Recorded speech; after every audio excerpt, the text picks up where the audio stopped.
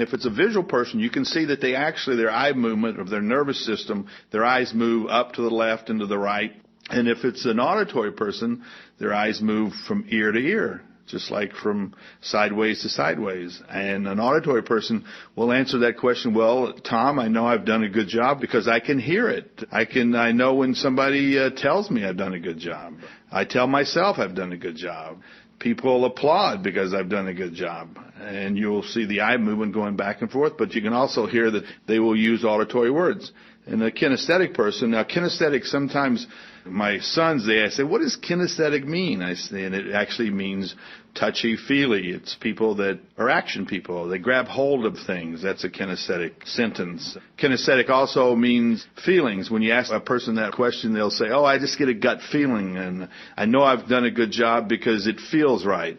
So when you find out how a person, how they access information, then basically you know what their bias is. And then when you communicate to them, you don't have to go through all the filters. You actually talk to them using the same verbiage that they would use. If a visual person, if I was talking, or I would show you something. I would say, this is a great concept. I love this is a point of view. See what I'm talking about here.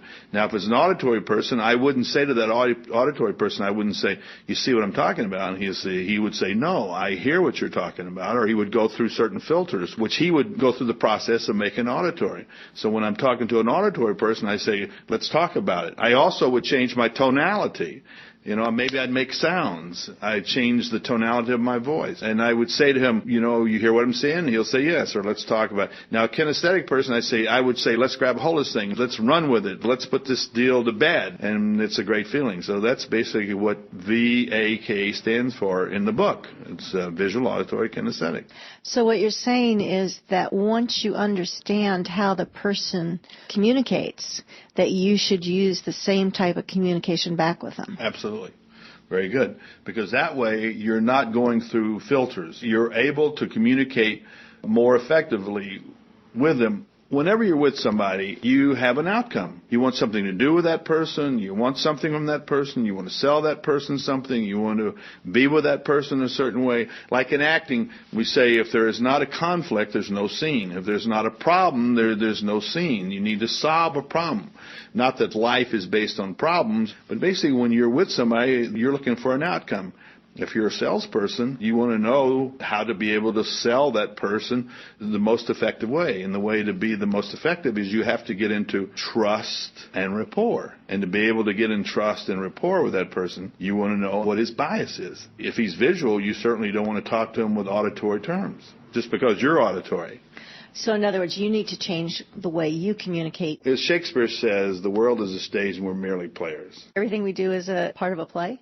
It's a play of life. Whenever you go out and you're dealing with anybody out there in the world, you play different characters. Primarily, I wrote this book because I wanted to be able to share the knowledge of actors and acting with everyday people. So in other words, when we change our personalities for different situations, in a sense, what you're saying is that we're acting. The reason I wrote the book is that I want that to be who you are in everyday situations, because that way you can be very positive characters and eliminate the negative ones. And that's why I think it's very important to understand how that you create characters, and so how you can make those roles very exciting, empowering to you, so that you're constantly empowering yourself.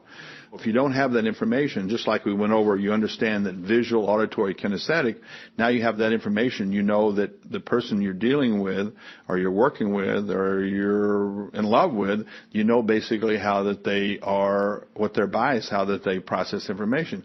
The same way, if you want to present yourself as a very positive individual, it would be great if you understood how to be able to reveal a very, let's say, a sexy, a charming, passionate person. Can you tell us how to do that? I think all women want to know that one.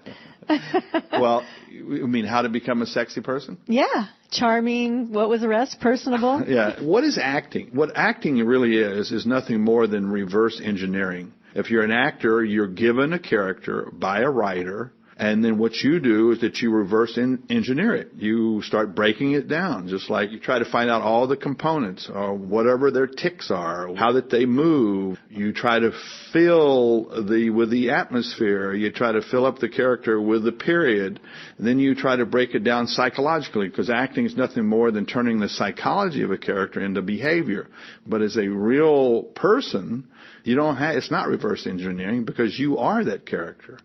The only thing that you don't understand is how to reveal it in a very positive way. You asked me about how that we all can be more charming, be more charismatic, be more passionate. Most people, when they get started in life, after they bust through that comfort zone, they basically start out with a lot of passion and humanities to make the world better. Sure. We all want to make changes, and we have a whole passionate way that we get up in the morning and we look at life in a whole different way, and then all of a sudden that passion of fire starts waning. It starts burning out. It would be interesting to know how the psychology of that passion or humanities, how it basically works. And everything is externally based. There's internal and external. You mean my inside and my outside? Yeah, the outside is the external part of you. And that's what you reveal. The internal part is what you conceal. As an actor, you want to reveal, you don't want to conceal. So in other words, like if you go out someplace and you're really feeling awful, but you don't want people to know that, and you put on another personality, you're holding inside your internal? It's not putting on another personality. It depends on what your outcome is. You would actually be the same personality, but you would be able to, as they say, put on a happy face. So you're covering up what your internal part is feeling, and your external is showing something else. Yeah, that's right. I just know that if you reveal that you're having a great time, or the cliche of put on a happy face, then people around you are going to be much more receptive to you, and it's going to really allow you to be able to reveal your personality. What happens is that people, when they don't do that, they bring this kind of sad sack victim to the party. And guess what? That's what they get. That's what they get. Now, there are people who are going to come up and they're going to say, oh, what's the matter with you? Why are you so down-faced? What happened? And sometimes people will live in that. Problem will become the solution. They'll live in the solution. But what I'm trying to do is to get people to understand how that they can kick that, how they can nuke that, how they can reveal through humor, through passion, and through their sexuality and flirting.